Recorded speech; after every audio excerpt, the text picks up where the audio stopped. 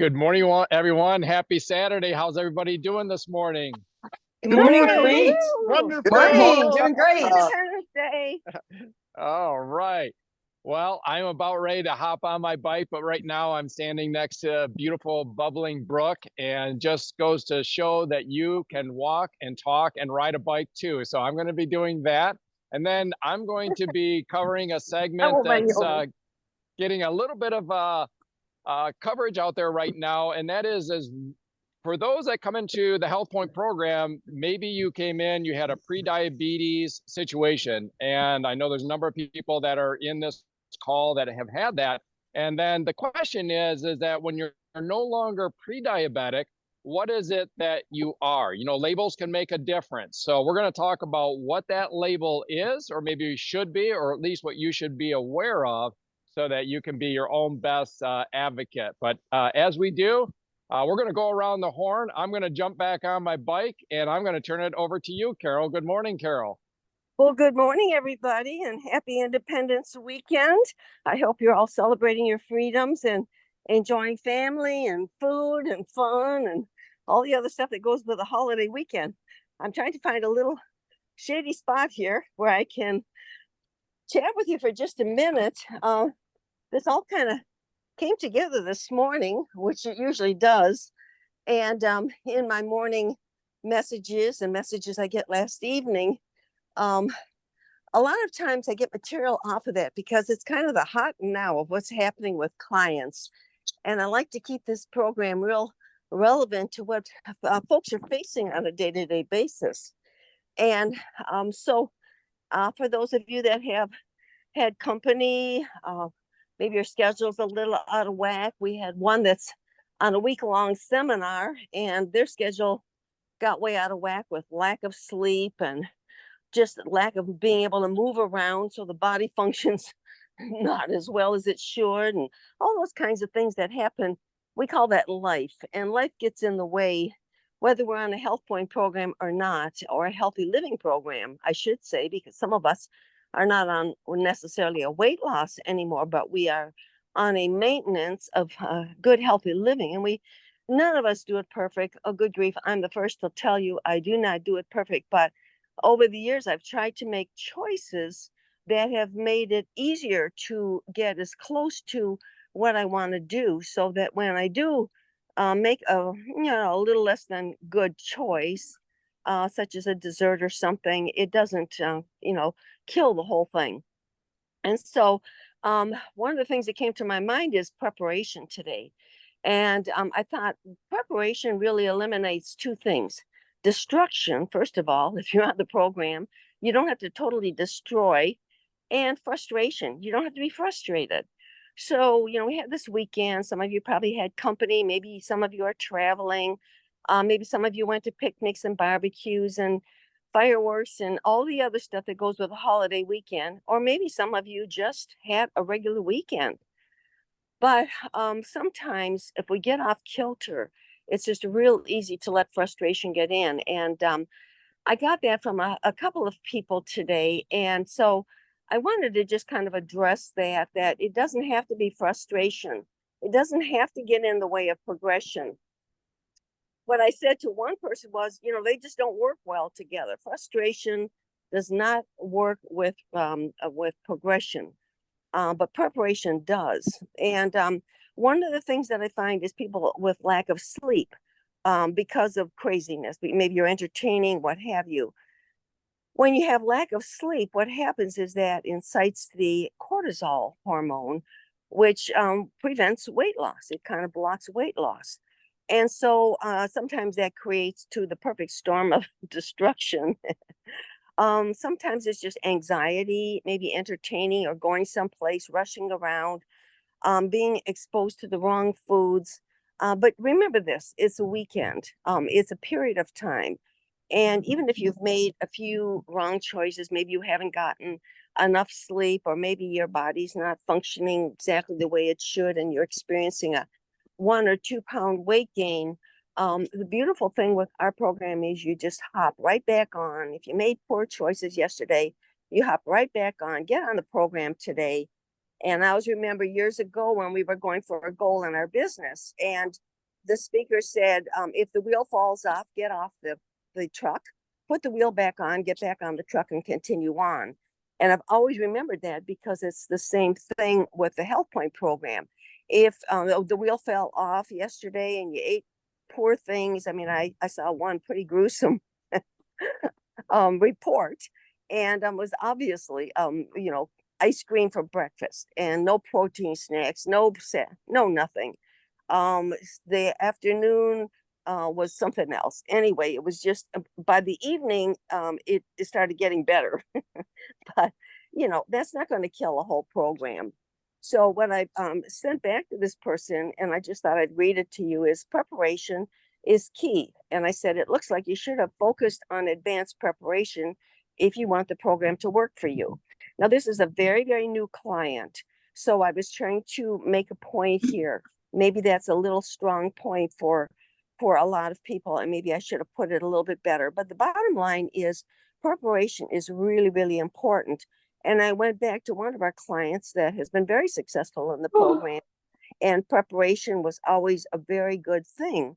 And what they did was they took Sunday evenings and Wednesday evenings and they prepared food in little containers. Your little plastic containers, your little glass containers. Just prepare a lot of snacks, a lot of proteins in the proper amounts. Just stick them in little containers so you can grab and go. And so I tried to bring that out, that if you prepare in advance, then you are going to have a lot less chance of just really, really falling off the wagon. And so one of my clients, I was asking if I could have a picture of their refrigerator, and she also sent me this. She said, this is a HealthPointe client that's been on for a number of months now and has done very well. We never prepare just one salad. If we make a salad from scratch, then we chop up extra vegetables and keep everything separate. If we find we run low on one such thing, such as sliced onions, we just slice some more and keep them ready to make a quick salad. But we don't want to have to be making a salad every day at every meal. And we put a damp paper towel on the top of the chopped lettuce in the container, and that helps keep it crisp. These are just little simple things that maybe many of you know, but sometimes new people have to be reminded that this is how you make the program work, especially in the beginning when you're trying to develop habits. And this person said, when I worked full-time, I used Sunday and Wednesday nights to prepare food. And then they went on to say, we definitely don't cook every night. Something else we found helpful is if the person you're working with likes to eat boar's head lunch meat, which I'm not a big fan of boar's head, but it is rated as one of the healthiest in deli meats. Get it sliced very thick and make cubes. Then I measure the cubes, half turkey, half ham, and then they're ready to go, instead of trying to work with real thin deli meats. So that was just a couple of things I wanted to share there. In the real elementary, excuse me, I'm working with some little papers here, in elementary preparation. And each person's different, but especially if you're starting the program, those of you that are new, work very closely with your coach and kind of give them your schedule and say, okay, these are the areas where I'm experiencing a pitfall, or these are the areas that I'm finding I'm having trouble with. And your coach will kind of mastermind with you and find out the foods that you like to select that are on the program, and then continue on with that to prepare. And my little one-liner that I picked up years ago was, if it's not on the food list, don't eat it. It's just as simple as that. Don't try to mix and match things that you like to work them in. I saw one that was a lot of sausage, things like that, mixtures of patties. Those things all have casseroles. They have hidden calories. We're not counting calories, but hidden carbs, hidden sugars, in particular hidden salts, and in many cases, hidden chemicals, especially sausages and some of those types of things. And so if you eat those and then you find out the next day you've put on a pound or two, many times that's just a weight gain from water weight. And if you don't eat those kinds of things, then you will not be plagued with that as much. So that was a one thing. And then the other thing I just wanted to real quickly mention is an article that I got. It was actually off of a master class I kind of attended in and out, and it was all on the microbiome, which Eric is an expert at. But one of the things that I thought struck me was she said, are you fueling like you're running on empty, struggling to find time to refuel or recharge? Maybe high stress from work, financial strains, or family tensions are making you feel overwhelmed. These are things that people deal with every single day. These are things that our clients deal with, especially when they first come on the program. In our fast-paced society, managing stress effectively is crucial to avoid burnout. We can impact both mental and physical health, and we don't want burnout because many people that start the program have 50, 75, 100, 200 pounds to lose, and so they're in for the long haul.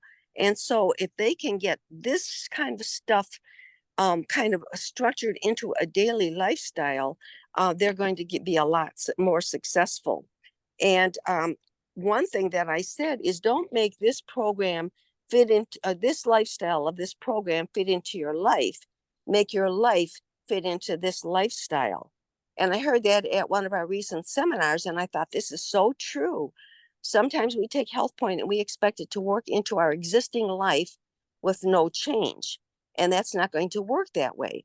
What we have to do is look at the limitations of HealthPointe, the things that are going to work for us to have a successful experience, and then work that into our lifestyle. And I said to one person, you know, if you go to a party, bring your food, bring some food. If you feel like there's not going to be the proper food there, bring some stuff. And then talk about, oh, I'm on a healthy lifestyle program right now, and I'm really enjoying it and I'm feeling great. So I decided I better bring some food and make it fun. And they'll probably ask you questions about it. And maybe they might even want to join you. So don't try to hide it in a corner or make it not a non-entity. It is an entity, and it's a very important entity for you to make healthy changes, and you might be able to help other people. So anyway, on this masterclass, she talked about adaptogens. And adaptogens are herbal wonders that help our body adapt to various physical, chemical, emotional, environmental, and biological stressors that we encounter every day. And they not only help your body cope with stress, and that's, boy, a big thing today, but protect neurons from damage, reduce fatigue, and improve work capacity. They act like antidepressants, and I don't like that really to compare it to that because antidepressants I think are very dangerous. But what they do is help in a natural way reduce anxiety, enhance cognition and learning ability, and improve recovery time from your stressors. So she listed, let's see, about 6 of adaptogen herbs. And I thought, well, I'm just going to compare them and see where we get them from our Nutrilite and excess energy products. And 5 of the 6 I pulled up, and they are in our products. And so the first one I won't spend a lot of time on because many of you are familiar with Focus and Energy, or many times we call it rhodiola. And rhodiola is an adaptogen herb that's been used by the Chinese for over 1,000 years. And it boosts physical endurance, productivity, mental performance, and immune function. And don't we want all of those? And that's in our excess focus and energy. Then she went on to ashwagandha.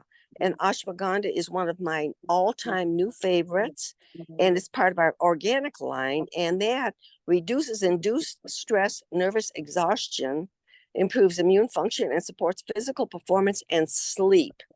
And sleep is extremely, extremely important. When you get a good night's sleep, you are going to make healthy choices the next day, and you're going to be much more energetic. If you're not sleeping well, or you're only sleeping a few hours, or interrupted sleep, your cortisol level will be higher, and you'll have a harder time fighting weight loss. And so you want to make sure that you get a handle on that sleep. Then ginseng. Ginseng is in our excess energy drinks, and it's also in our Slay the Day, which we don't talk too much about, which is our N by Neutralite and Slay the Day, gives you a nice energy to operate during the day. And it also gives you B12 and physical endurance. So all of these things you'll be able to pull up on your site that you order products on and read up on them. There's another one, Holy Basil, enhances mental performance, immune function, and cardiovascular health. So it's very good for your heart. And that's in our immunity defense product. And then the last one was Go-To Cola, Gotu, and then capital Kola. And that relieves anxiety, improves memory, and boosts circulation. And that's in our green superfoods. And those are our powders that have spinach and kale and all these wonderful, wonderful things in it looks like a protein powder, but it's an immunity powder. And you add that right to your protein drink, blend it right in. It's sweetened with a little bit of stevia, and it doesn't have hardly any taste. And so those are just a few of the things that we have available to us just right from our own product lines. So I'll speak to those of you that are seasoned IBOs, and those of you that are new IBOs. Get with your mentor, and they can help you if you have any of these specific situations that you'd like to address. So that was just a few things that I wanted to share today. And I know the weekend is not over. I know last night we went to a function, and I thought, you know what? I know this function. I go first Friday of every month, and it's always loaded with improper foods, and it's a snacky type thing. So I thought, okay, I'm going to have my protein drink and some perfect water, and I had all my vitamins before I left the house. So then by the time I got there, I was sane. My brain was operating. I had a nice level of energy. My sugar level was proper. And so then instead of going for the bad stuff, I went for the good stuff, such as hummus and veggies. And there was a little bruschetta there. And, you know, I'm on maintenance, so I've obviously got a lot more selections I can choose from. And I even had a little small dessert. And what I noticed on that dessert, because I'm not much of a sugar eater anymore, how sweet it was. It tasted extremely sweet. And so what that tells you is that over a period of time, you're going to lose your taste and desire for sweet. And that's going to help you make a lot healthier choices. So even though it wasn't a perfect night, it was a night that I did a lot better than I would have done had I not had the protein shake. And this morning, there was no major damage done. So with that, I'm going to turn. One last thing I just have to tell you folks, because you're part of our community, that we started out 4th of July with a bang. And that is our granddaughter and her husband gave birth to a new little baby, little Haven Noel. And she was born 2 hours off of 4th of July in a half-hour process. She had one of the fastest births I've ever heard of, and she was 9 pounds 6 ounces. So we're very, very happy, and that was a great way to start the weekend. So I just thought I'd share that with you. Okay, guys, I'm going to turn it back over to you. Yay! Yeah, all right. So, yeah, that's a big baby for and a quick delivery with a big baby. But that is Very, so very awesome. quick. Yeah. Yep. They got her into U of M, and a half hour later, she had the baby. Wow. Well, such great stuff there. You know, first of all, the practical, comments about like the boar's head meats, getting them cut up thicker and having those cubed up, all of those types of things, kind of circle back to the gentleman, this is a football type of a thing, particularly for new people. For more seasoned people like myself, sometimes I wax philosophically instead of just dealing with those practical, thank you for, the philosophy, Eric. Now, what do I have for breakfast tomorrow? So it's great to have that. I love when you say, fit your life into this program. We had someone recently, business owner, and they're working with a couple of people, and he made the comment, and I want to say that probably learned it from, this environment, that whole metaphor of putting, if you got to put rocks, sand, and water into a jar.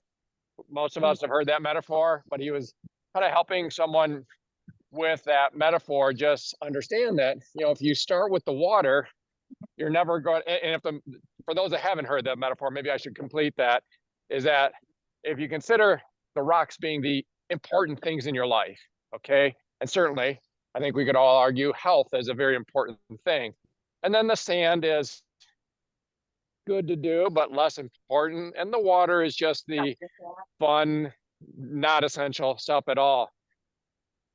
Sometimes people, and you've got to get all these elements into a jar. Sometimes people pour in the water first, and then when they add the sand, that gets problematic because there's kind of not room. And we experience that in life, right? Oh, how can I do this? I'm so busy doing these other fun things or whatever. And when you try to get to your important things and try to add the rocks to the jar that already has the water, already has the sand in it, the rocks don't stand a chance. You're never going to get it all in there. So the way the metaphor works is put the important things in first. Make sure you get those rocks into the jar. And then take the sand, the next important thing, and drizzle that sand in there. And of course, it'll work around the big rocks. And then the last thing you add in there, and there'll be plenty of room for it, is the water. Let that seep in and wash over everything else. And you've successfully got it all into the jar.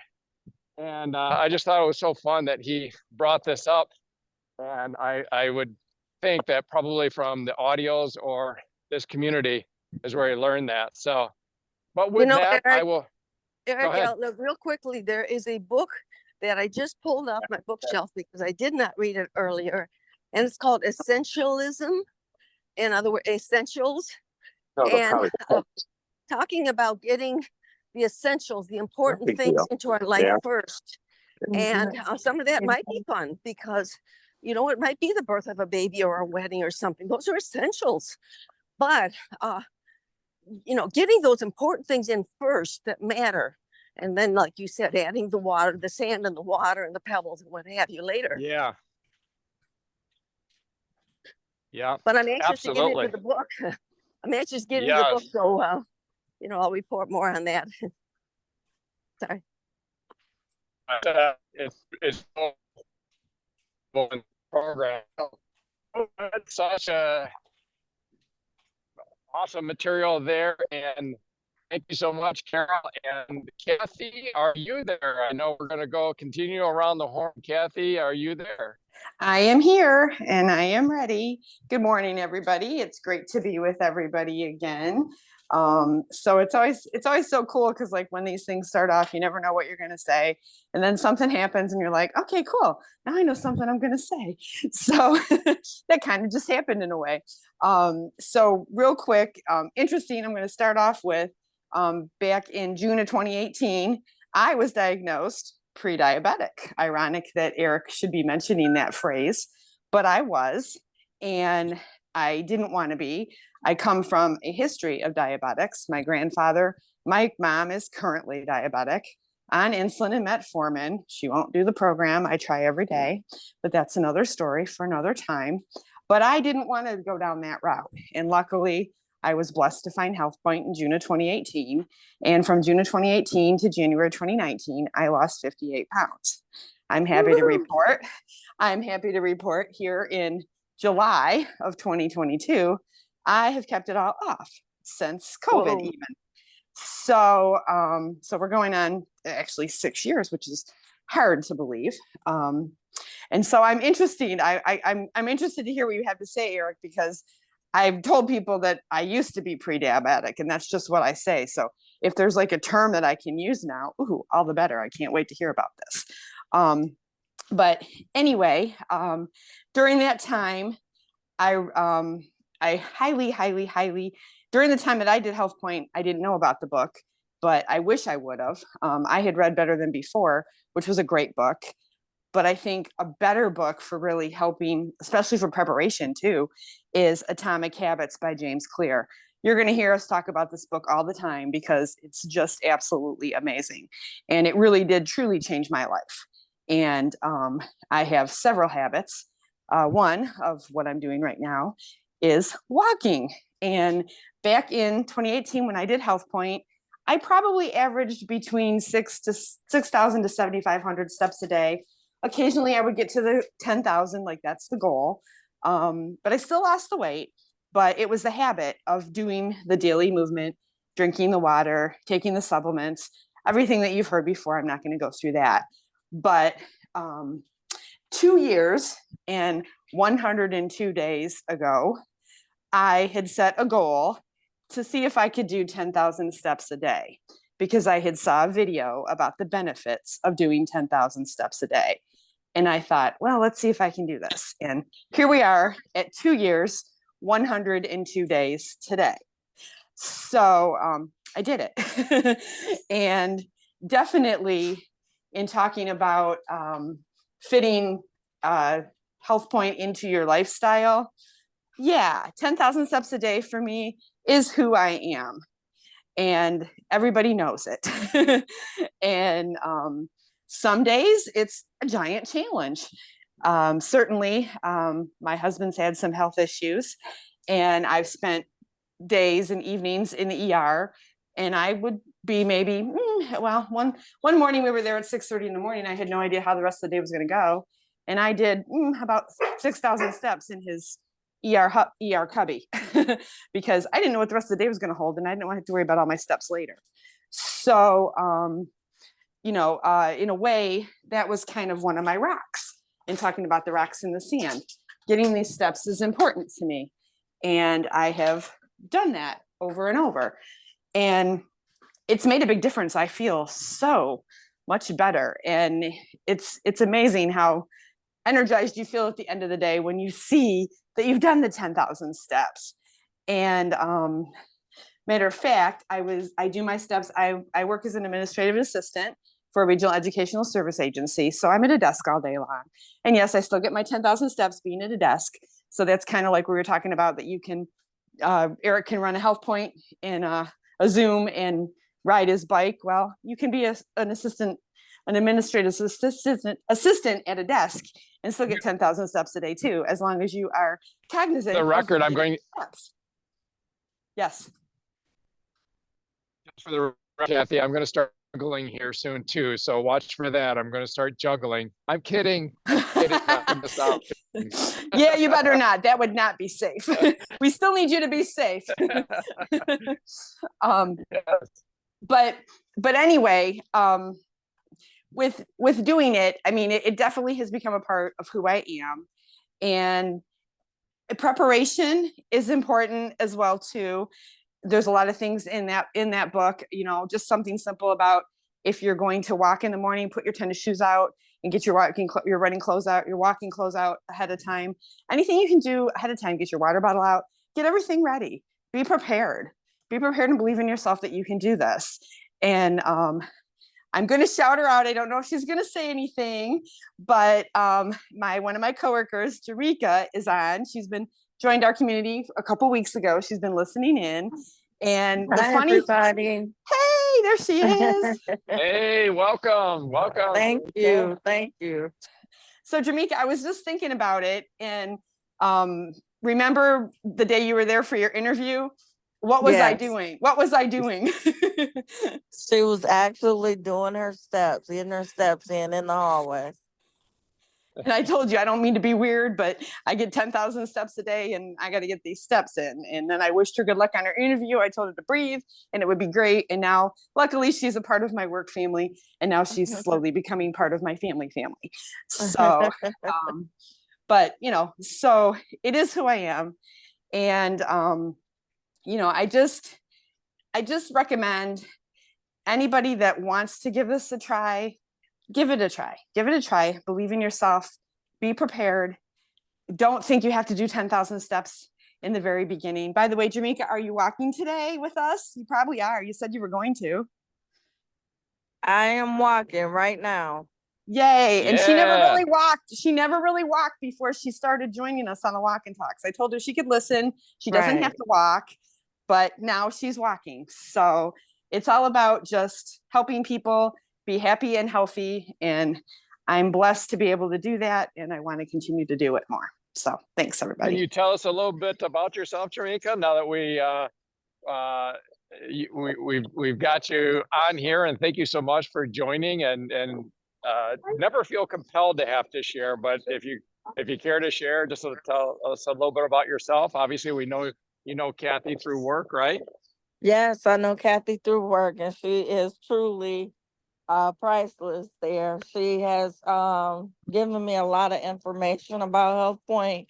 And as far as me, I just started really, it's been a few months that I've been on the job. So I'm always seeing her with her steps, getting those steps in. And I'm like, really interested. So we started talking about it, and she has me really interested in the program, and I've been doing some research, and it looks like a very, very good program that could help me. My goal right now is I'm looking at just developing a healthier lifestyle and implementing exercise with it. So Well, that's yeah. fantastic. Well, right out of the gate, you saw what a great coach and mentor Kathy Kathy is, because She's she great. leads by example right from your She day one. You does. probably wondered, what the heck? I thought I was going for such and such an interview, and here you got Yeah. some woman walking around doing stuff. You probably thought you were in the wrong place or something. Yeah, she's been very helpful. She's great. We welcome Oh, you, that's great. Jeramecka, and we're so proud of you for taking the steps to create a healthy lifestyle. And you have the best with Kathy, and you're very smart for being on this community, because as you hear from different folks and all the wisdom from Eric, you will just absolutely be blessed. Every Yes, Saturday you can get on this. that's great. Thank you. And bring a friend. Bring a friend. Absolutely. Absolutely. All right. Thanks for Well, talking, Jeramecka. I'm proud of Thank you. you. This community is only as good as the brand new people that come on. We want to enlarge the community with new folks.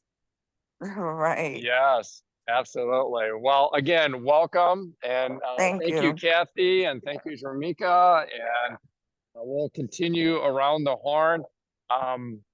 And if you see me suddenly flap something, that's a deer fly, for the record. I'm pretty bundled up here and protected from them, but they're out in force here. So I'm going to do a bit of a segment, and just a real brief kind of a semantics thing, and then whoever would like to maybe chime in next. I see David on here.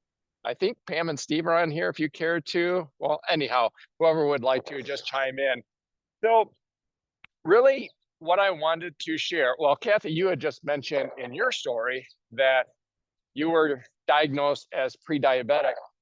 And, so that's a condition where, if you go into your primary care provider and they do some tests, oftentimes that will be an A1C or hemoglobin A1C test. They may label you as pre-diabetic, and that's a pretty significant labeling, because just to understand that a little bit more completely, by the time you start measuring a high blood sugar, or by the time you start measuring a high A1C, there's been significant, sometimes years,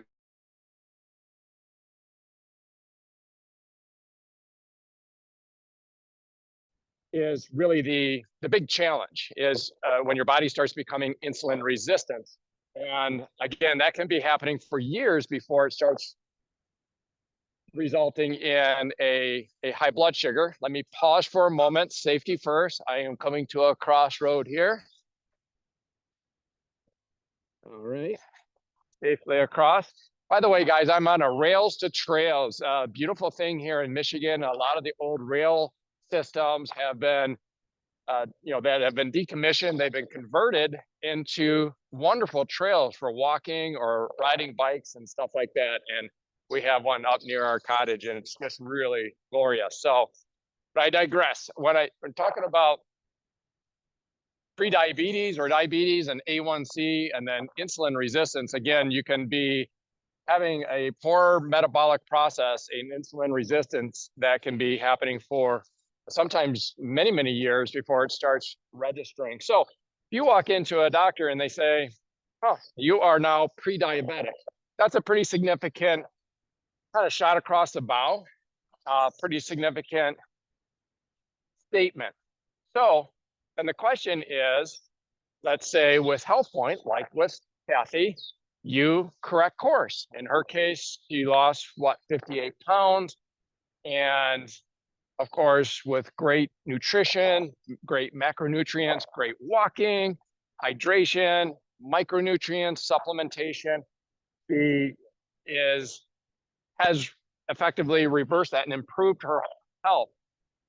Sometimes the doctor, when you go in for future exams and checkups, they can still label you as pre-diabetic, particularly if you were diabetic. If you moved in all the way into type 2 diabetes, they now, even though you have reversed and you're no longer diabetic, you're no longer type 2 diabetic, they will label you as pre-diabetic due to your history.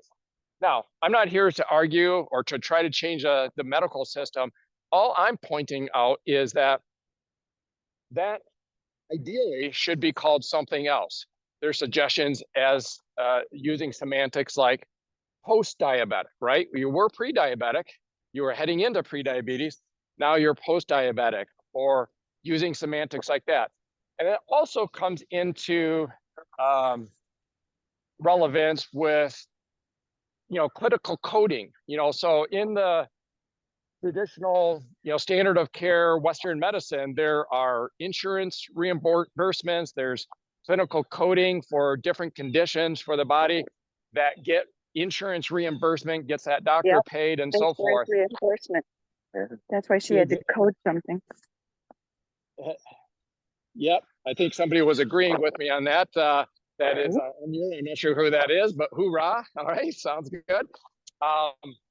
So, but the thing of it is too is that I'm not suggesting that they would start trying to prescribe medicines to you or pharmaceuticals to you because of that labeling. But maybe if you switch doctors and they didn't know your history, didn't know your journey, that might be a little bit confusing. And also just in your own head, what we say to ourselves, what somebody in an authoritative position is labeling us as can have an effect unless you're, strong-willed and, maybe even mildly combative, that you can override that. But a lot of us,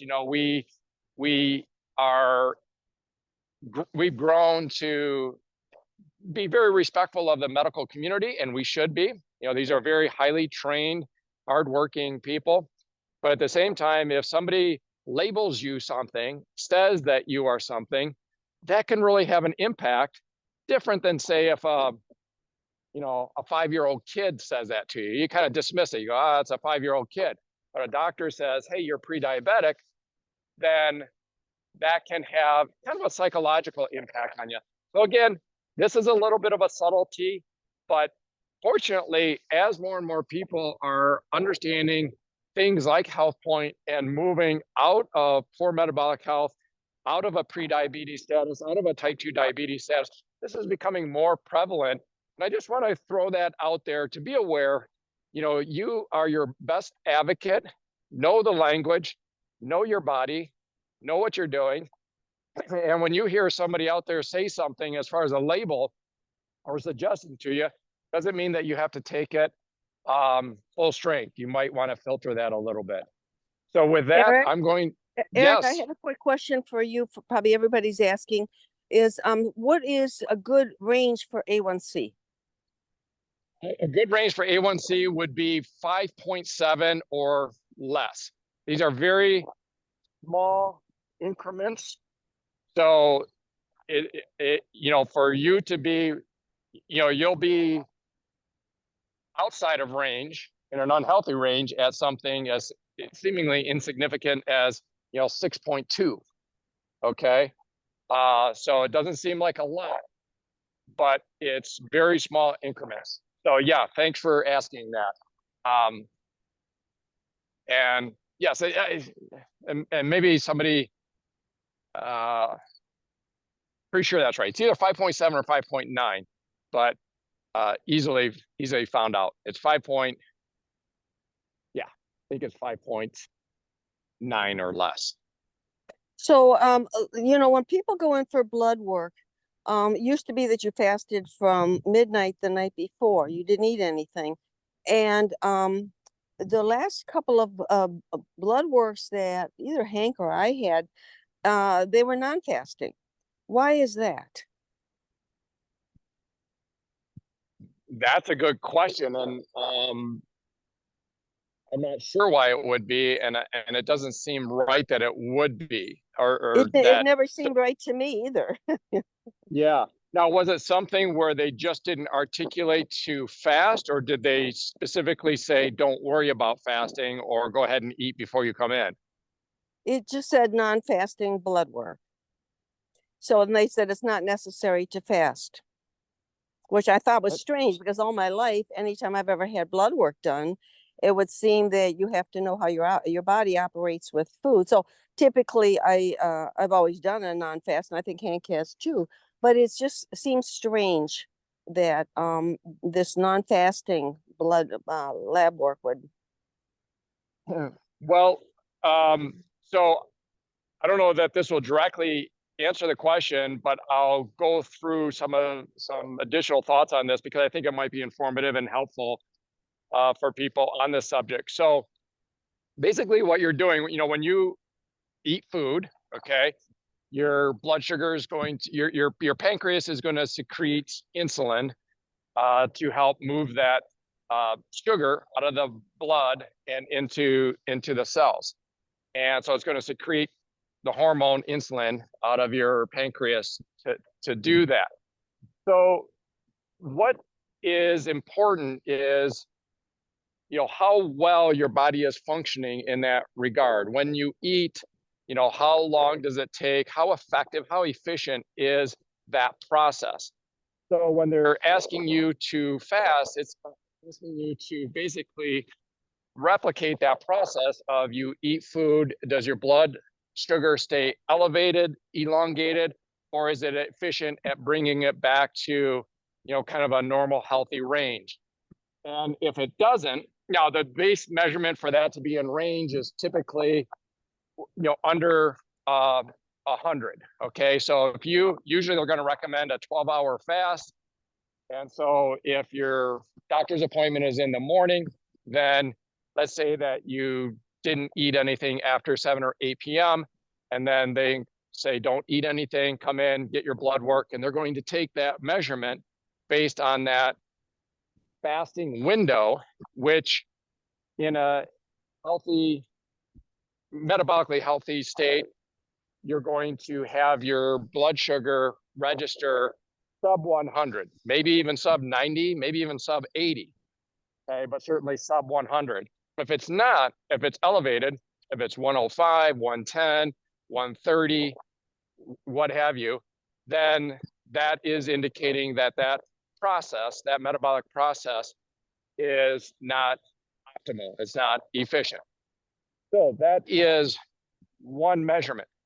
That is kind of like a bit of a snapshot window, right?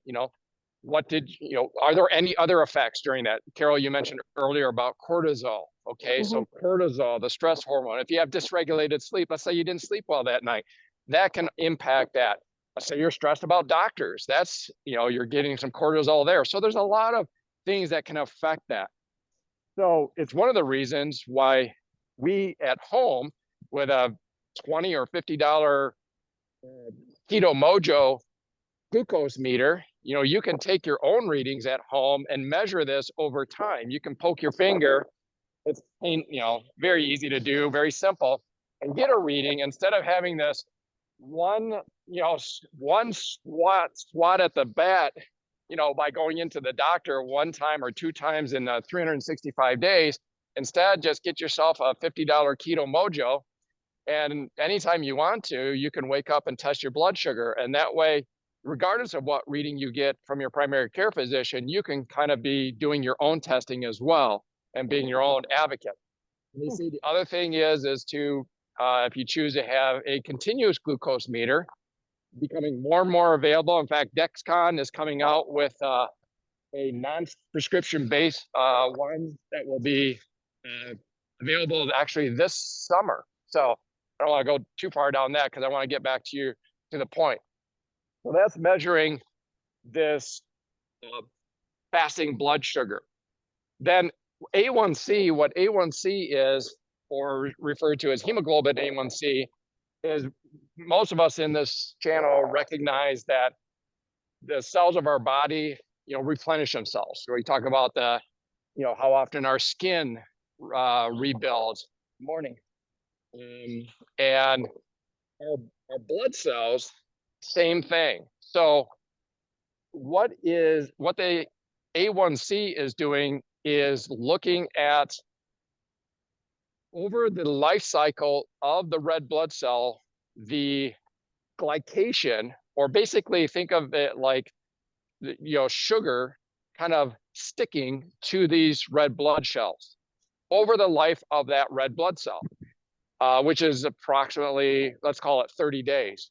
That's what that is measuring. And that's why that is a more useful number for certainly any kind of prescriptions or recommendations in terms of a diabetic status, is because it's not just a snapshot one-time hit on your blood sugar, but it's looking at over the course of the life cycle of the red blood cell, how much sugar is in the blood, because measured by how much is glycating to that red blood cell. So that's called hemoglobin A1C. And that's the number that, again, I want to say if it's under 5.9 or less, then it's in the healthy range. But Thank you very much for that. I appreciate that. I'm sure other people had that same question. Maybe not. Maybe it was just me. Hey, Eric. All right. Yes. Eric. This is Pamela. And when you were talking about coding, the insurance companies, when I was at my general, of course, now we've got to realize this is a Medicare wellness, which is hardly anything at all. But the doctor explained, in order to get I'm sorry if the wind is really strong, but in order to get a blood draw test, for example, in my case, I said, well, I have a blood draw. And she said, well, I have to diagnose you with something in order for Medicare to be able to bill it.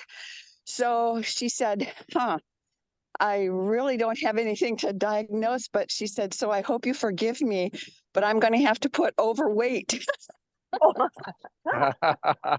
And I said, well, that's actually true.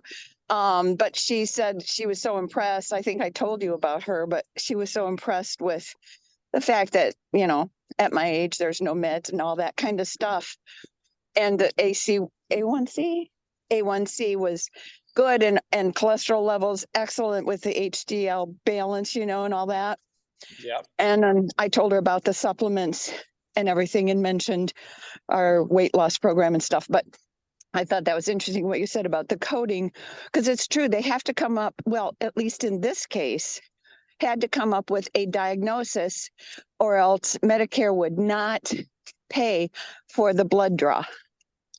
So she said it's so difficult nowadays for doctors to do the billing. She said it's a whole industry in itself. It's crazy. So anyway, just thought I'd mention that. That's so glad that you did, Pam, because really there's two things. If we find ourselves railing on the medical system or railing on our doctor, let's be mindful of the things that they are up against. These are well-meaning, highly trained, highly educated, hardworking people that are, good morning. And a lot of them are frustrated. The ones that truly, most of them got into it with this passion for helping people. And then they find themselves in a system. And there's two primary things. One is, how do I get paid? Again, do we rail against them because they want to earn an income?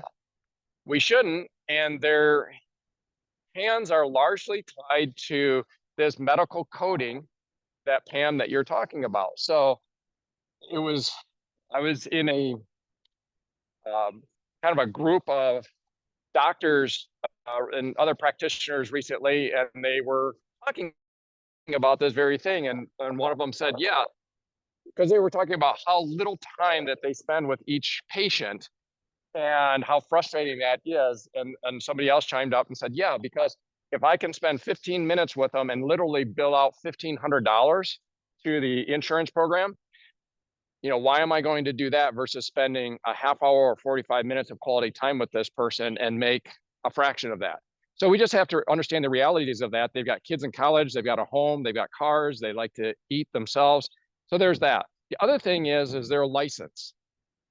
They can think like this person that you're speaking of, Pam, like literally if they were to say, okay, here's what we should do, or maybe it doesn't fit the situation that you were in there for, but let's just say that a doctor says, when I look under, prediabetes in my medical license, my training, my coding, it says prescribe X, write a pharmaceutical prescription, get my prescription pad out for this.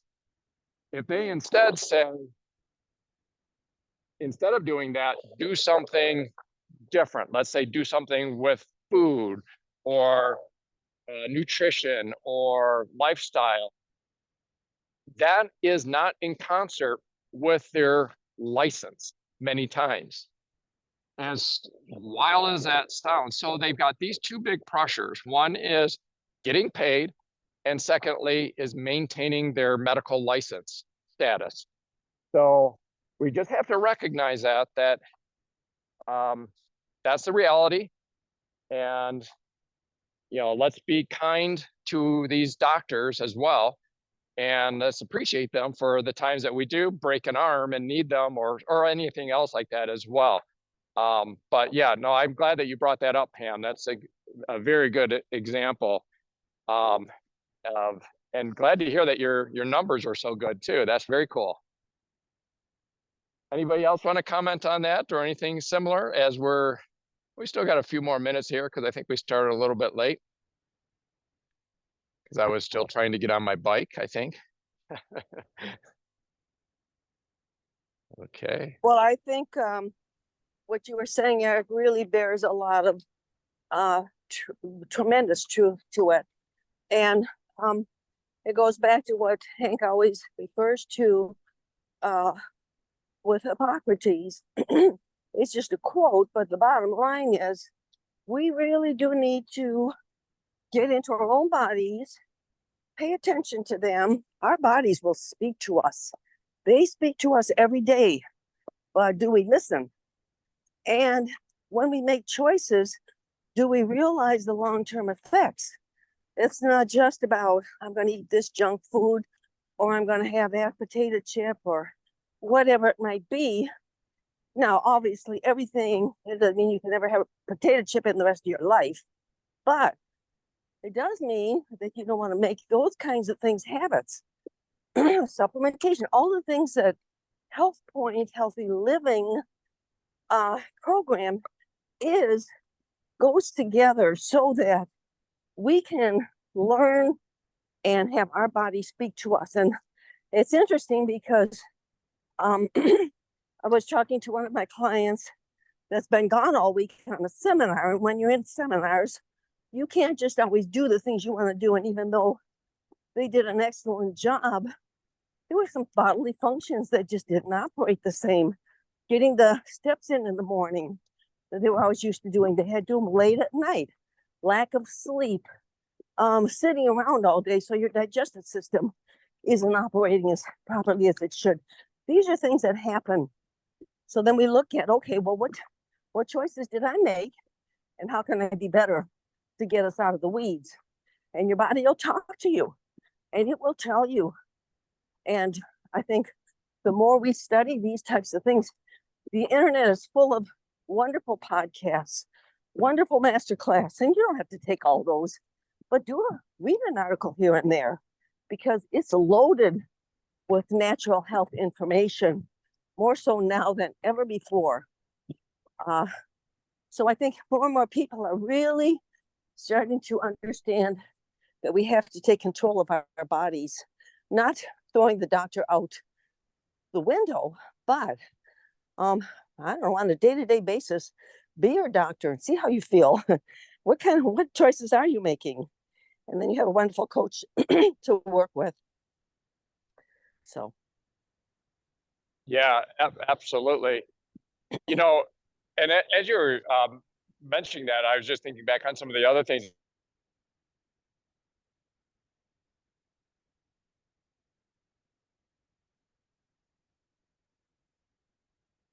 You know, how you plan.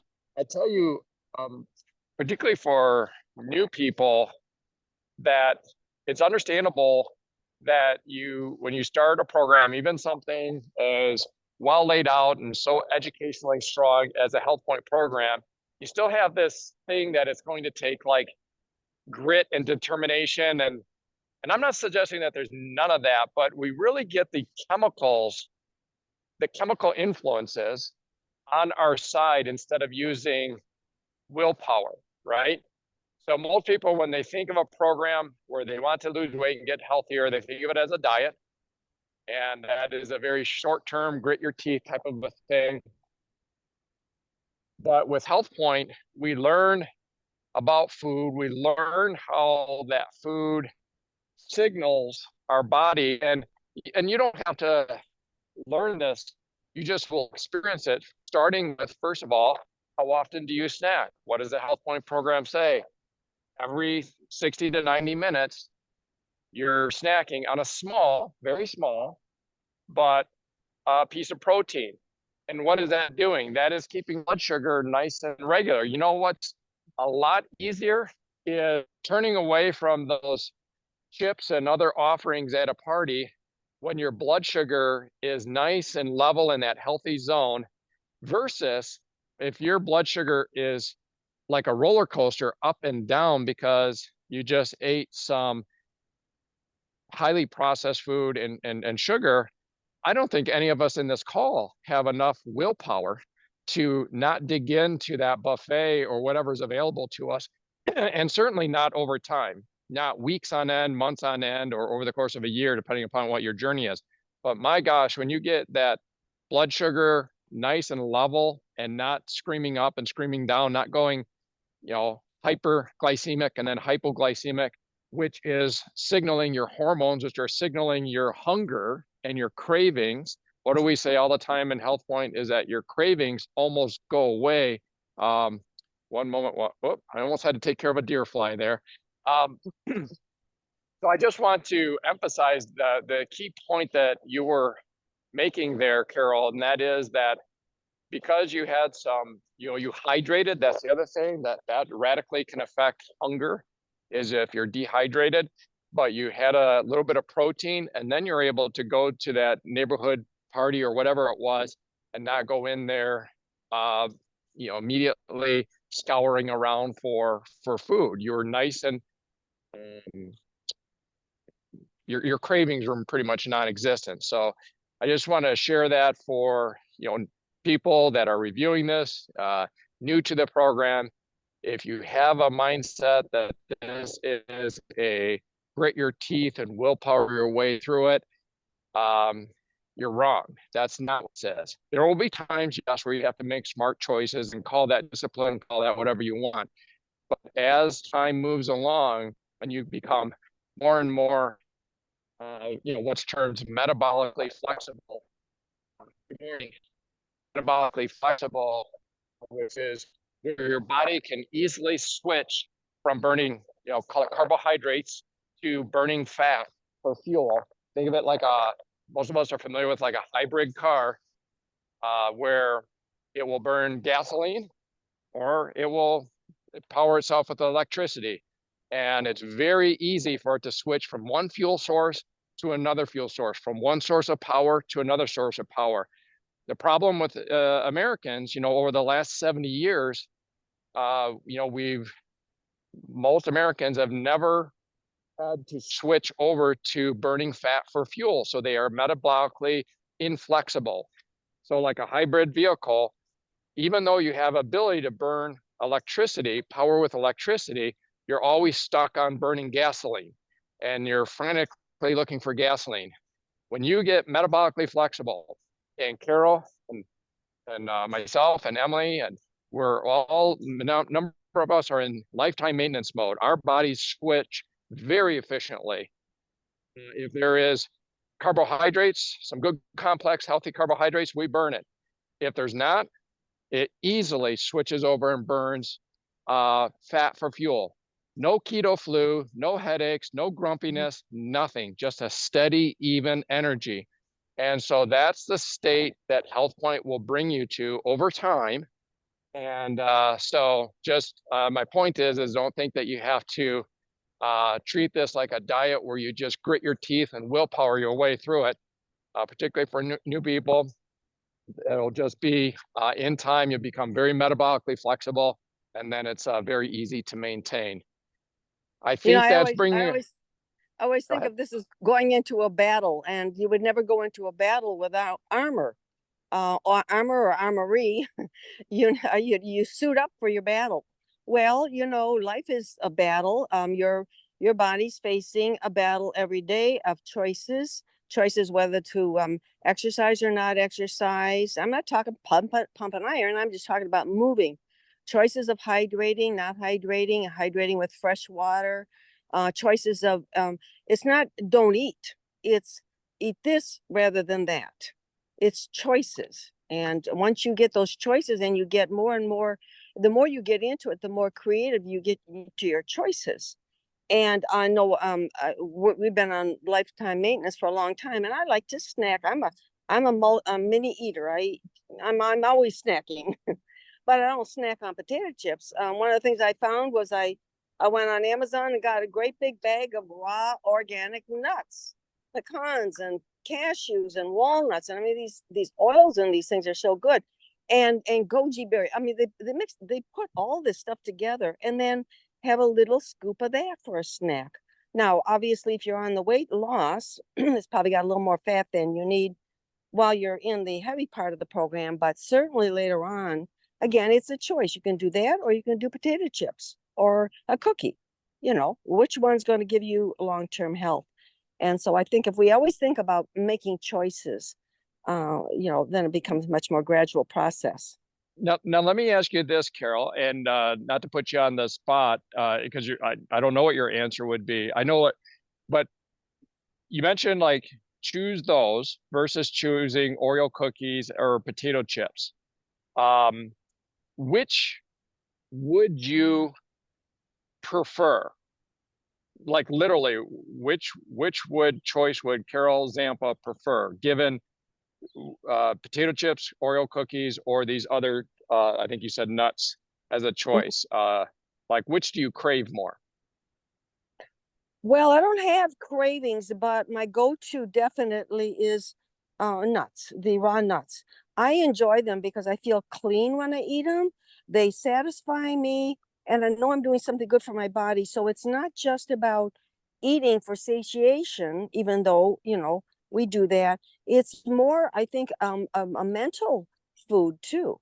When you're feeding your body, you're also feeding your mind. And so I would say if you're going to have a craving, those types of things are much more, I would be much more, apt to go to those. Another snack, I take hard-boiled eggs, and because eggs are so good for you, especially if you've got the yolk in them. And I put a little dabble of tuna on it. I love that. And so, I don't ever feel denied. I don't feel denied at all. It's just because over a period of time, I didn't start like that, but like you said, it's a gradual process. Hey, Eric, I would choose the chips and the cookies. I'm Would sorry. you really? I Okay. would, I think but I mean, that would be my preference. However, I have learned to make better choices, as Carol said. But my first choice would be cookies and chips. okay, well, I'm gonna say something, and by the way, the reason I asked the question the way I did, and Larry, I appreciate you chiming in as well, is because this is if we're anything, we're authentic here, right? We're real, Mhm. and here's what I will say, and I think Emily is on this call, and she can attest to this. I wouldn't choose. I mean, I would not want at this point. Now, this was not before, we did the program in 2017. So did the 6-week cycles, and here we are 2024. So a lot of time, a lot of metabolic flexibility. I will tell you, full stop. If you had a pile of potato chips in front of me, or Oreos, or something else, just I could label the food, maybe some avocado and something else like that. I don't know. I can't think on the fly on what that would be, but I will tell you with my hand on a stack of Bibles, I would not want those chips. I just wouldn't. I just do no longer. Now, will I have a potato chip? Sure. Will I have a cookie? Absolutely. But there have been things that have switched in my body where I no longer, given even the opportunity. The more common example that I will share with people routinely, especially when I'm onboarding them, is I used to, because I'm driving a lot, I would stop and get what I thought was a healthier lunch, which is like a Subway sandwich, right? Because I wasn't stopping at McDonald's or something like that, I would do a Subway sandwich. Now, for years now, I have pretty much every day a salad for lunch. And it's, again, Carol, we're in lifetime maintenance, so it's got some more fats and more avocados, olive oils, and stuff like that in there. But it's basically, greens and protein and some pumpkin seeds and some chicken or eggs or stuff like that in there. My point is that if you were to say that salad, which it doesn't, but let's say that cost me $20 and it was hard to get. And over here is a foot-long Subway for $10, and I can easily get it. Which would I get? I tell you, I would get the salad. I want the salad. I'm not doing it because I'm trying to make a healthy choice. I'm doing it because I crave it. I want that. My body wants that. And I don't know if it's the immediate feeling when eating it. That's that. I love the taste of it. But also, I'm kind of addicted to the energy state. I'm addicted to how I feel. And I just know that when I wade into that Subway sandwich, if I did, what I'm going to feel like 30 minutes, an hour, 2 hours later. And I so hate that. I don't want that. And so therefore over time, not 2017, I wasn't like that, but I'm just saying that maybe I'm a little bit unique in that, but I think that's one of the things that HealthPointe can deliver for people over time is this state where you're not out there trying to make these healthy choices. I don't want to be too strong on that, because yes, you're, especially in the beginning, you've got to make some healthy choices and just override your old operating system. But this is not hard. Once you get to that state of, 30,000 foot cruising altitude, this is not a zone of willpower and grit your teeth. This is, I've got a pile of M&Ms over here, and I've got something healthy over there, and I want the healthy stuff. I don't want the pile of M&Ms. I won't deny myself the M&Ms, and I'll have them occasionally, but literally I don't want them. So I don't know if I'm getting too hyper about that, but I just want to make that point.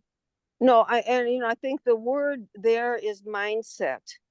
I think what happens is over a period of time, your mindset changes, and it's almost like when you go out to walk and you walk and you feel so good because you're out walking or you're exercising or whatever you're doing.